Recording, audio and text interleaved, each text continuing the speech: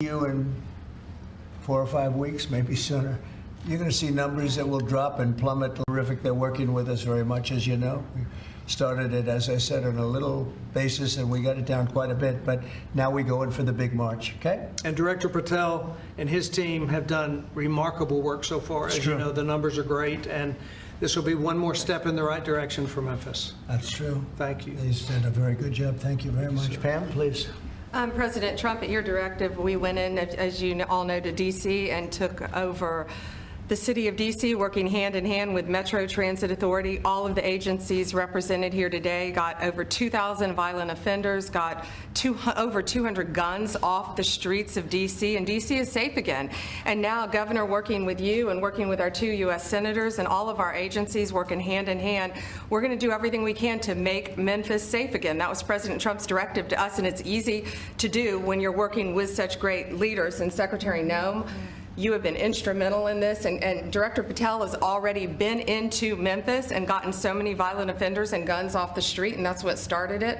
And working with Stephen and Deputy Attorney General Todd Blanche, thank you. We've all been going nonstop, working hand in hand together, and Gowdy Serralta, Terry Cole, and Director Driscoll of ATF wearing 2 hats, and Pete Hegseth with the National Guard, all working hand in hand and being out there for a month. You can't tell who's with what agency but for the T-shirt they're wearing, because everyone's working hand in hand, and that's why we've been so successful. We're going to do that in Memphis, and we're going to get crime off the streets.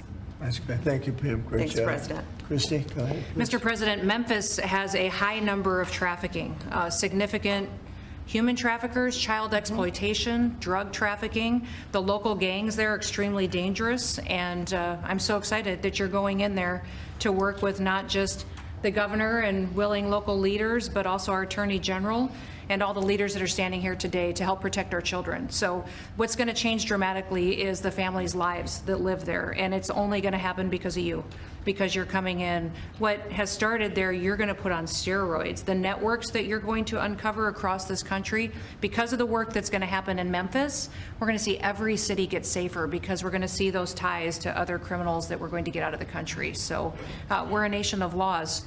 And sir, thank you for caring about every single city. Thank you, Christy. Really nice. And what makes it to me so exciting is the success we had here so quickly. And, you know, we've taken close to 1,500 people out of D.C.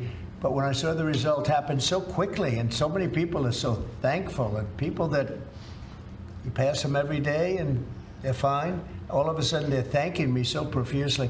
It was so exciting what's happened, and continues to be what happened in D.C. And so that's what makes this, I think, even more exciting, because we know what's going to happen. We know we have the people. Well, look, we're sending in a lot of help. And these cities have been taken over for years, and the last 4 years under Biden, what's happened is just a disgrace. So it really has, what the success we've had here has made it to me much more exciting, because I think we're going to have proportionally. I mean, you have cases where it's even worse. I have some people, we have some people quoted today that we took out of papers. We're so grateful for the National Guard coming, said an owner of a Memphis tax service. It's so dangerous here. It's so darn dangerous that you can't get out of your car. If you get out of your car, he says you get robbed, you get mugged, you get hit. You can't go to the market or a service station.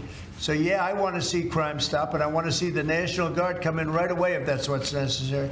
There's a need. Here's another one from a director of a Memphis-based crime prevention organization. There's a need for more boots on the ground. You have to get them done fast before we totally lose it. They're going to lose it all. I got 2 guns put in my face, then another, within 5 minutes at 2 different locations. He said, I got a gun put in my face. Then I went someplace else, I had another gun put in my face. I was scared. It never happened to me. I've never seen anything like it. Here's another one. I honestly thought he was going to kill me, said a 60-year-old Memphis carjacking victim. A man walked up, give me your car. You got 5 seconds to get out or you're dead. This is what we have in this page after page of the same kind of thing. Cash, would you say a few words, please? Thank you, Mr. President. Thanks to your brilliant foresight, you had asked us to go in quietly into these cities to help set the landscape, to work with the interagency, and to make America safe again. And we've done that under the FBI's banner program of Operation Summer Heat. And the results are only as good as the prosecutions. And because the Attorney General and the Deputy Attorney General have mobilized DOJ to successfully prosecute so many violent criminals, we have set the landscape for the interagency to come into Memphis and really make it safe permanently. As the governor and the senators and the other directors were saying, it's not a short-term mission, but thanks to you launching us early, launching us quietly, not looking for the credit, Mr. President, we greatly appreciate your support and the advanced foresight you had in doing that. It's so exciting, and somebody had to do this. A president should have stepped up long ago and saved these cities. So it's not that I wanted to do it, believe me. Somebody had to do it, and we're doing it in a big way. Pete, could you say a few words? Yes, Mr. President. From day one, the DOW, the Department of War, I'm glad you made that correct. corrected it for you, sir, has been proud to stand with our partners across the interagency, whether it's the Southwest border, whether it was Los Angeles getting ahead of that, whether it's right here in Washington, D.C., where Secretary Driscoll and the Army and the National Guard have taken the lead in helping across all of these great folks to secure the city. We are very proud to be here, to stand strong alongside law enforcement. We're glad that Memphis is the place to go. The volunteer state, we're not going to have any problems with the Tennessee National Guard being willing to go in and stand strong in Memphis, sir. Not at all. And get ready, because you'll be doing a lot of other places that are almost as troubled. You got it, sir. Some of them are equal. You look at what's going on in Baltimore, where the governor was telling me how wonderful it is, and you can't walk across the street without being shot.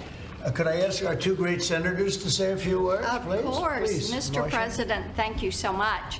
I want to say a thank you to Director Patel, because he had promised that he would come into Memphis. We've had Operation Viper there this summer. There have been over 500 arrests. There are over 100 indictments. And Memphis had the best stats they have had in years this past August. Last month, it was the best August they have had, and it's because of the work that's been done. And now to have a new phase of this enforcement for Memphis, where we are going to have all of these agencies working as a team, as the governor said, making certain that this is a long-term effort to make Memphis safe again. Mr. President, we are so grateful, and we thank you. Thank you very much. Yeah, thanks, Mr. President. And this is an issue that's plagued Memphis since I was a boy, Mr. President. And it's time that we addressed it, and I appreciate your leadership allowing us to do that. And the team that you've assembled here is going to help us deliver the most fundamental responsibility of our government, and that's public safety. This shouldn't be a partisan issue. This should be something that is our primary goal. And certainly I hope to see Memphis become the safest city in America. And thanks for the effort of all of your team here to make certain that happens. Thank you, Governor Lee, and I want to say thanks to the Memphis Police Department and the Sheriff's Department there too, who have all worked closely to bring this together. I look forward to tremendous results. And I want to thank the FBI for the last 4 or 5 Yes. months, because they have brought down the numbers quite a bit. Chicago here and a couple of other places that we can talk about later if anybody wants to.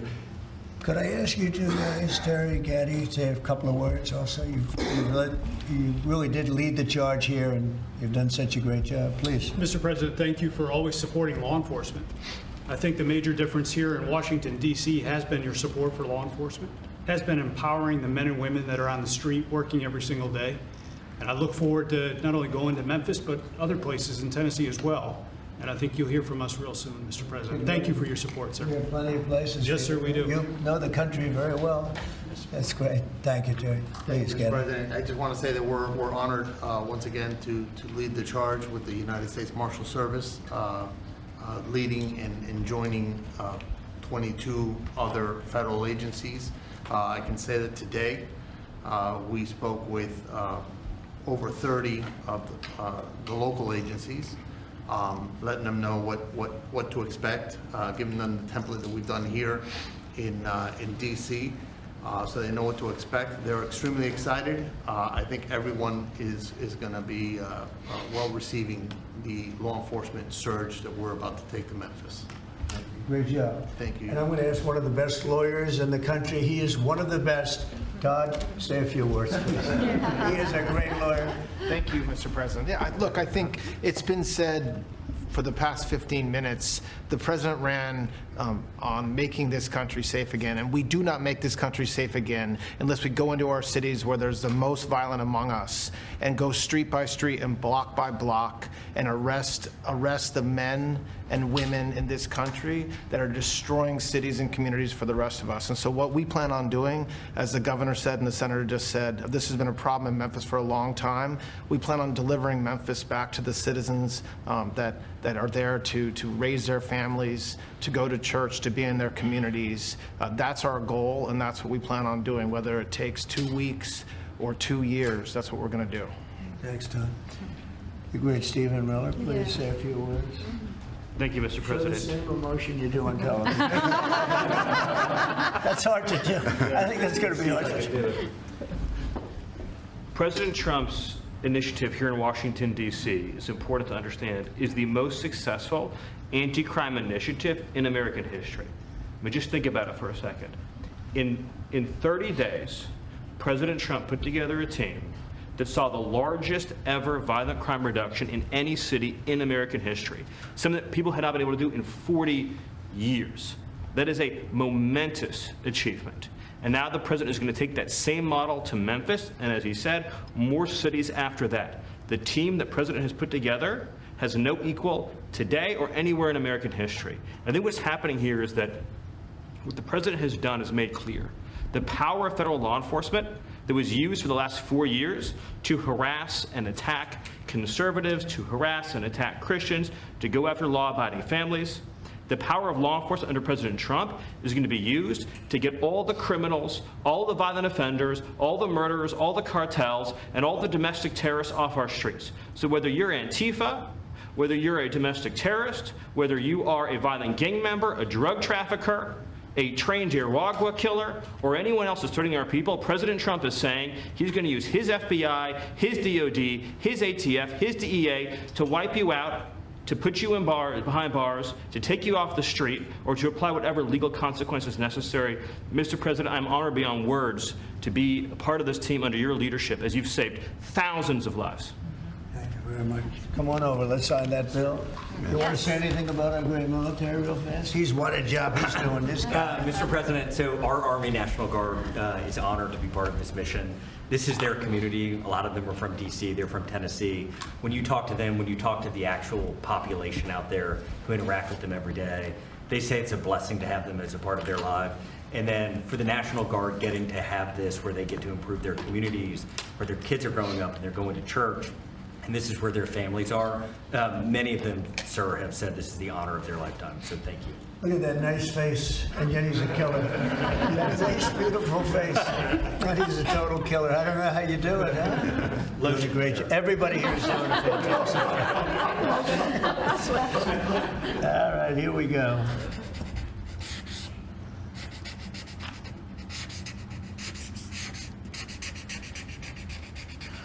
Wonderful. Okay. Wonderful.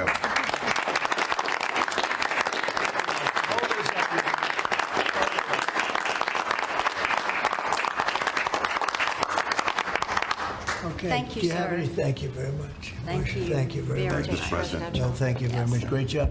Any questions, please? Brian? Yeah, Brian. First of all, you got to. Did they take down the blue tent? Yes, sir. Last time he hit me with a blue tent and nobody knew what he was talking about. We found out, right? Found out, And it was right. gone the next day, and they had a lot of, that was not so easy. They had, that's a violent, radical left group. Okay, go I ahead. got peppered with a lot of comments for doing that. They still have their First Amendment right, though. They're still out there protesting. well, I'm not You've got so an sure. amazing team behind you. You've done an awesome job for DC. I want to get ahead of a story that I think might come out. You pushed out an email earlier today, really showing dozens and dozens of local media in Memphis highlighting all of the violent crime in that city. So they have no problem reporting the crime, but when you show up to solve it, they're going to run around town looking for that one person that says, we don't want Donald Trump in our city.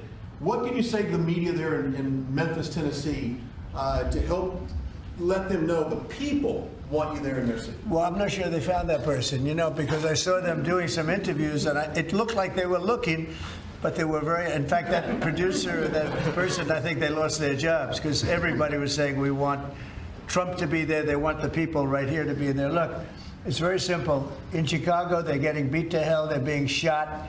If you lose 6 or 7 people die over a weekend, they consider that a successful weekend. And when you consider that a successful weekend, that's pretty bad. I had the president of Poland here a few days ago, and we had a news conference. Many of you were here. And I made the statement. I said, you know, we're very happy to announce that it's been over 2 weeks since anybody's been killed in D.C. And he looked at me like, is that supposed to be good? You know, he's looking like, what kind of a place is this? And now it's been a long time. But and as I was saying it, I said, you know, I'm not sure if that sounds good to somebody. It sounded great to you, but it doesn't sound good to somebody from a country where they don't have violent crime like we have. But now it's a long time since that's happened. We went for years where at least one person was killed. Now you're not seeing it all. It's like the border. Millions of people a year ago, millions of people poured into our country. In the last 3 months, there have been 0, as reported by largely Democrats, actually. The border is secure. The country is secure. We've got the hottest country anywhere in the world. And I'll tell you, a year ago, we were a country in tremendous trouble, probably a dead country if it continued. So we're very happy about it. And so just, you know, in terms of your question, people have never seen anything like what we're doing, and I think they're very happy, and they want us to be there. They don't want to be mugged. Who would say, gee, I don't want the National Guard? And you need that in terms of numbers. And also, you look at those guys, I looked at them, they're rough guys. They're, you know, the Supreme Court voted recently on merit. We're a merit-based country again. I said they had tremendous courage to do that. We're a merit-based country again. When I looked at the people that were patrolling the streets for the National Guard and for others, I could see we're merit-based. They were rough-looking, they were tough-looking, and they love our country. So that's where we are, Brian. Thank you. Thank you very much. Yeah, please. Yes. Given with all the that's going on, Charlie Kirk's assassination and the left-wing, a lot of left-wing violence going on, do you have plans, and actually this is a great opportunity with all these do you plan on designating Antifa finally a domestic terror organization? Well, it's something I would do, yeah. If I have support from the people back here, I think we'd start with Pam, I think. But I would, if you give me, I would do that 100%. And others also, by the way. But Antifa is terrible. Are there other groups that you can think of? There are other groups, yeah. There are other groups. We have some pretty radical groups, and they got away with murder. And also, I've been speaking to the Attorney General about bringing RICO against some of the people that you've been reading about that have been putting up millions and millions of dollars for agitation. These aren't protests. These are crimes, what they're doing, where they're throwing bricks at cars of ICE and Border Patrol. And they come in with a beautiful new car. They're so proud. It's Border Patrol, ICE, you know, it's got whatever it is. And they're throwing rocks at it. And after 50 yards, it looks like an old beat-up vehicle. It was just brand new. It was just bought for the purposes. And they don't have to take that anymore. I let it be known. We'll take responsibility. They don't have to take it anymore. And they don't want to take it. They were told by a past administration, it became almost a culture, if somebody throws a rock at you, do nothing. If somebody spits in your face, do nothing. And I say, when they spit, you hit. Do whatever you want. You do whatever the hell you want. I watched it so sick it made me. For 4 years, I had to sit home and watch people screaming at policemen and spitting in their face, and they weren't able to do anything. They just had a grin and bear it. They're standing up like a piece of steel. And a woman, in many cases, women, you can see they're professional agitators. I had one the other night. I had 4 the other night, all in one group, total phonies. I started to scream when I got into a restaurant, oh, you know, something with Palestine. And I said, well, I'm doing a great job for peace in the Middle East. I should get lots of awards for that, right? With the Abraham Accords and everything else. But a woman just stood up and started screaming. And she got booed out of the place, too. The people, there were a lot of people in the restaurant. I went there to show how safe, and it was safe. I mean, the woman is just a mouthpiece. All she was a paid agitator. And you have a lot of them. And I've asked Pam to look into that in terms of RICO, bringing RICO cases against it, criminal RICO. because they should be put in jail. What they're doing to this country is really subversive. Mr. President, can I ask you one on crime? Mr. President, can I ask you one on crime and one on Charlie Kirk? You've floated potentially going into St. Louis. You mentioned you want to go into Chicago next. Could St. Louis be after Chicago? It's going to be around there someplace. Yeah, we got to save St. Louis. Got to save these cities. This isn't like, we're going to do something. We have to save St. Louis. We have to save Chicago. I know all about Chicago. I have a great, beautiful building. I'm so proud of it. But, you get less proud when you see all the crime. When they announced 2 weeks ago, 11 people killed, this is over a weekend. I think they said 38 people shot and 11 people dead. And then you watch Pritzker get up and say, we've got crime under control. And I will say that Cash and the FBI did a good job. With a very light force, they went in, and for about 4 months, Cash or so, they've been working on keeping crime down. They have brought the numbers down a little bit. But those are the easy numbers. The first 20, 25% are the easy numbers. That's where it gets. Then you have to bring in the big forces, right, which is what we always intended to do. But I think the FBI's done a very good job. In particular, in Memphis and Chicago, they burned down a little bit. Like 20% and 25%. Well, I guess it's not so little, but we have a long way to go. We think Chicago is going to be next, and we'll get to St. Louis also. And on Charlie Kirk's assassination. And New Orleans we want to get to, too.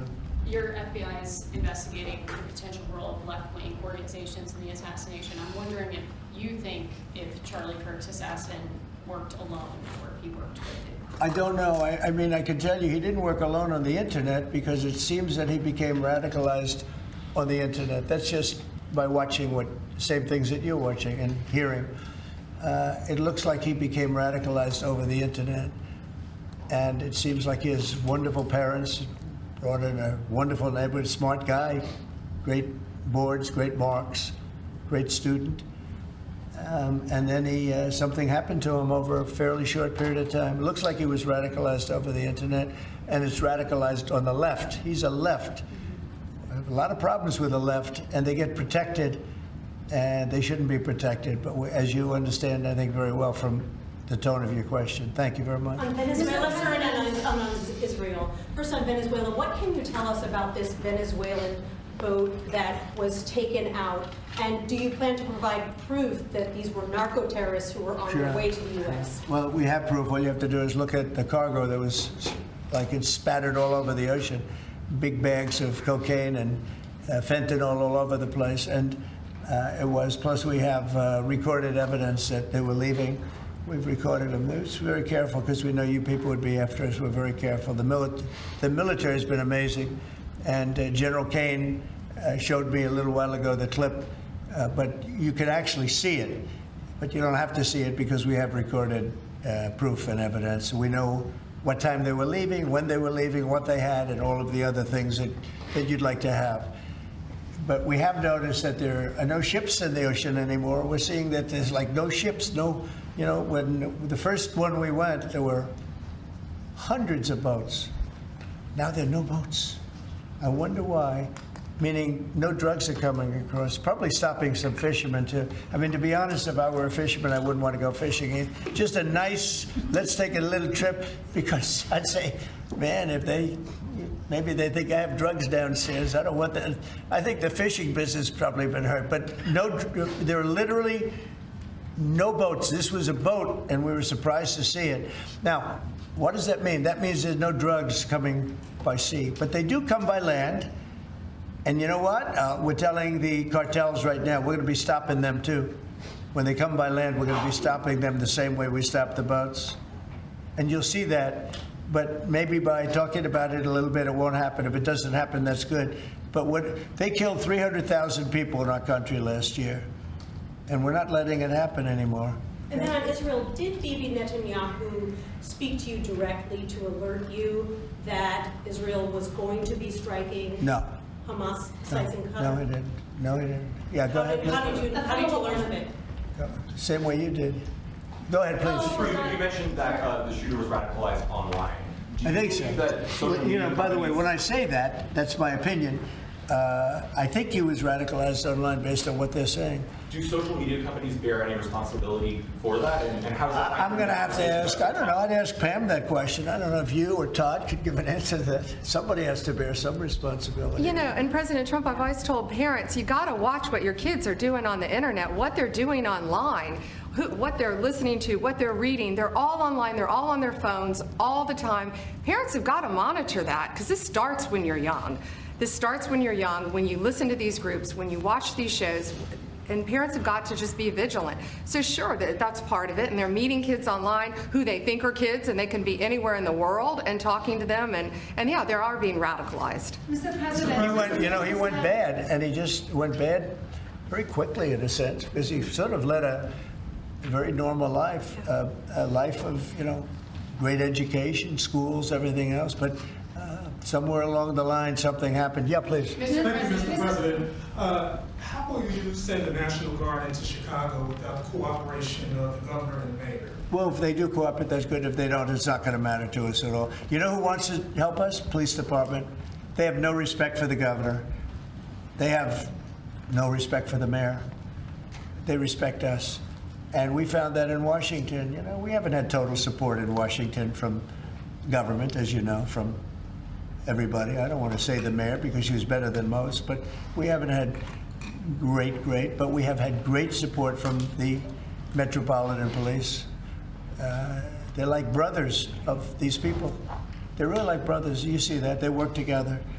And so if the governor wants to support, as I said to Bill, it's going to be his proudest moment, what he's going to do, the governor of Tennessee, what's going to happen with Memphis. In 3-4 weeks, we'll stand together and we'll say, look at this. The crime has almost disappeared, maybe completely disappeared. In Washington, they don't even know how to record it because it's down so much. They've never heard. I heard 87% is down. I said, really? Who are the 13%? Because it's more than that.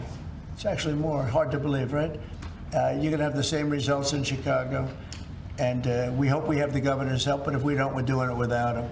And Mr. President, you had the framework that's been agreed to with TikTok, for example. Will China continue to have a stake in the company? Well, we haven't decided that, but it looks to me, and I'm speaking to President Xi on Friday for confirmation of that, and, frankly, more importantly, a big deal. And we've had very good meetings. As you know, we were in Europe, our people, Scott Bessent and Jameson Greer, and others. And it was a very big meeting with China. And, they're treating us with respect. We treat them with respect, too. But it was very successful. And on top of it, we have what could be a very good deal. Don't forget, I've had more people say, could you try and keep TikTok alive? I use TikTok. I have to admit it in the election, and look how I did with youth. No Republicans come close. I blew everyone away. If you look back, not so long ago, Romney, he got like 7% of the youth. I got like 8 times that amount. I got tremendous numbers of youth. By the way, I want to say, Charlie helped me. And Charlie was the one, get on TikTok. He used to say to me, get on TikTok. Charlie was unbelievable. So probably, and I did. I had somebody named TikTok Jack. And he'd put that camera, he said, just a real quick statement, sir, like 10 seconds or less. They didn't like anything over 10 seconds, but it worked. But Charlie is the one that really, and my son Barron also. And I have to say, Don, Eric, the whole group, it's important.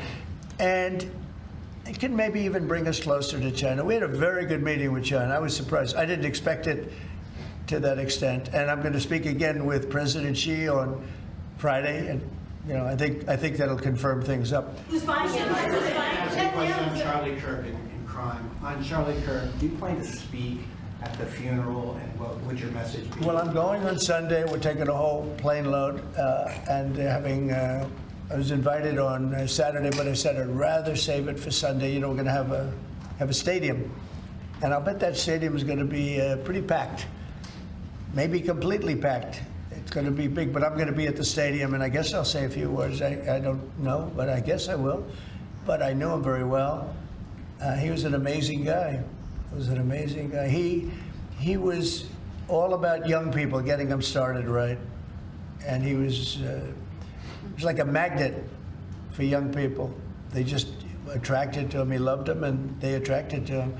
His wife is a tremendous person, by the way. He always had great respect for his wife. He got married. I didn't know he was getting married. I heard he got married, and he loved her. He really loved her. She loved him, and I think she'll have something to do with keeping that whole thing going. Turning Point it became a very big deal, and I heard they had like 38,000.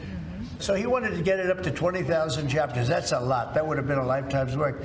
I heard that over the last 4 days, they have 38,000 people wanted 38,000 chapters at colleges, schools, other places. Numbers that nobody's ever heard of numbers like that. So I think Turning Point could be, through what happened, this horrible act, it could be maybe bigger than it could have ever been had he been there. And I will say this: he'd be very happy if he saw what was going on. And there's some very good people, because I speak at Turning Point quite a bit, and Charlie would call me up. So the last time I spoke to him, he said, "Sir," and I think it was Phoenix, "Sir, could you get to Phoenix?" This was like in a day. I said, "Charlie, I'm the President of the United States. You're coming, asking me if I could speak tomorrow in Phoenix. You can't do that to me, Charlie." But usually I ended up going. He was great. He was a great guy, and he didn't deserve this. He didn't deserve this, believe me. Mr. President, Ilhan Omar, after his assassination, called Charlie Kirk a reprehensible human being. Should she be stripped of her community assignments? I would say, I think she's a disgraceful person. I think she's a disgraceful person, a loser.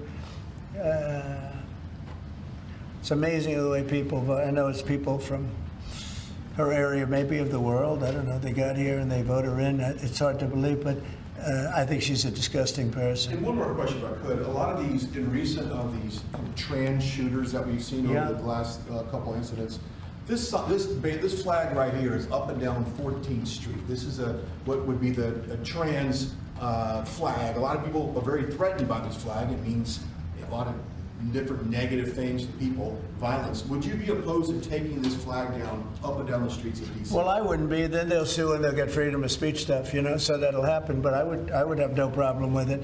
I will say, and Steve might just mention this, Todd, you might mention it too, because we're putting out an order. Freedom of speech means you can burn the American flag, which I think is horrible. But I noticed something over the last little while. As you do this, you start noticing things that you wouldn't normally think. It really causes unrest and violence when they burn American flag. So the American flag, I wanted anybody burns the American flag, go to jail based on freedom of speech, goes to jail immediately. But the freedom of speech protected them, right? And that's been argued a couple of times. And it's one of those things. But you know what? Hasn't been argued, and we're going to be arguing it, I think, very soon, and that's the violence. They incite violence. So I saw it just yesterday, they burned the American flag, and people that were there were fine, and all of a sudden they're going crazy, and there's fist fights. It wasn't in Memphis either. But I will say, it incites violence. And I think you just do the exact same thing. Don't use freedom of speech, use the incitement of violence. I mean, it's really, you got to see, these people were going at it. Yeah. And you could burn other things and people just sit there, they fall asleep. You burn the American flag, and on both sides. But the level of violence I saw this flag burning cause was incredible. It was an incitement. So I hope you guys are going to be able to do that, Pam, right? Well, there's also groups called Trans-Tifa. So perhaps if you can label them a domestic terrorist group, then you can, in all reality, you could take that flag down because it would represent the Trans-Tifa. I think you probably could. Again, you'll be sued, and it's okay. I've been sued before a couple of times, you may have seen. Anyway. Netanyahu said that he doesn't rule out targeting Hamas anywhere they are. You said that you don't want to see Qatar hit again. Are there any guarantees that Qatar... Well, he won't be hitting in Qatar. As I say, I call it Qatar, you call it Qatar. You're actually more right, but actually you're allowed to go. The Emir said, you can say it any way you want, but I've always thought of it as Qatar. I think it's a beautiful sound. And actually, they've been a very good ally. And a lot of people don't know that. but he won't be hitting Qatar, but he will be maybe going after. Now, there was an article that I read in a newspaper just about an hour ago where Hamas said they're going to use the 20 hostages as human shields. They're going to bring them up from the dark tunnels, and they're going to put them in the line of fire so that if Israel goes forward, they're going to die. And I thought that was very terrible, and I put out a statement on that. You saw that. Mr. President, I want Charlie Kirk, in retrospect, given all of the moving ways that this White House has paid tribute to Charlie Kirk, Right. do you think it would have been fitting to lower the flags to half-staff when Melissa Hortman, the Minnesota House Speaker, was gunned down by an assassin as well? I'm not familiar. Oh, The Minnesota House Speaker, a Democrat, who was assassinated this summer. Well, if the governor had asked me to do that, I would have done that. But the governor of Minnesota didn't ask me. I didn't. I wouldn't have thought of that, but I would have if somebody had asked me. People make requests for the lowering of flag, and oftentimes you have to say no because it would be a lot of lowering. The flag would never be up. Had the governor of Minnesota asked me to do that, I would have done that gladly. And given the killing of Melissa Hortman, the attack on Paul Pelosi, the attack on Gabby Giffords, the attack on the Pennsylvania governor's mansion, why make the case that violence is only on one side? It seems to be taking place. I didn't say it's on one side, but I say the radical left causes tremendous violence, and they seem to do it in a bigger way. But the radical left really is caused a lot of problems for this country. I really think they hate our country. Okay, yeah, please. This may be related to the RICO work that you're doing, and I'd like to confirm. And we are really looking at that seriously. Vice President Vance was speaking with Stephen Miller earlier today about targeting NGOs that they were saying foment violence. Right. Is that? Can you speak more to that? And what NGOs specifically are you looking to target, sir? A number of them. Steve, please. Yes, so I believe what you're referring to is there are these nonprofit entities that organize, as the president mentioned, attacks on ICE officers, attacks on Border Patrol agents, organized doxing campaigns, which are a violation of federal law. They break off cement and they bring into riots. They have organized drop points for weapons, organized drop points for gas masks, organized drop points for all the materials necessary to launch a riot. Of course, you saw that during the Black Lives Matter riots as well, too. So there's this whole network of organizations. And I think the key point the president's been making is somebody is paying for all of this. This is not happening for free. And so under the president's direction, the attorney general is going to find out who is paying for it, and they will now be criminally liable for paying for violence. And you know, a new thing that I've been seeing a lot of lately, but never saw before, is they're walking in with bricks and rocks and everything. And the FBI or the Border Patrol or ICE or the police are grabbing them and taking them away, and that's great. And then they whip out a hammer, and it's a beautiful hammer, really. It's nice. You know, this is not a hammer somebody happens to have. These are serious hammers, beautiful, brand new hammers, and they start breaking up the concrete sidewalks and the granite curbs in many cases. Granite is hard to cut, you know, it's very hard stone, and they're banging away and handing out pieces of stone. So instead of having it in bags, they're banging the sidewalk, knocking that. You have to see what some of these sidewalks look like when they finish, and especially the curbs, because the granite curbs are very, very expensive, and they're great, and you know, very hard. They are almost indestructible, but not when it gets pounded on for 20 minutes by some pretty strong guy. And then they hand out big chunks of stone so that people can throw them at the police and people can drop them off bridges into car windows. No, we have a long way to go, and we're going to make it all good. We're going to make it really safe. This country is going to be safe. We've got almost 3.5 years. Think of that, 3.5 years. It's a long time. It goes quickly, but at the end of that time, I hope one of the many things we can say is that we made our cities safe again. Thank you very much, everybody. Thank you. Thank you. Thank you. Good job, guys. Come on, team. Everyone. Thank you. Thank you.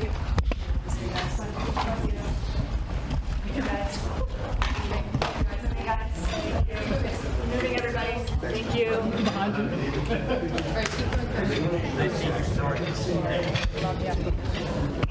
Thank you.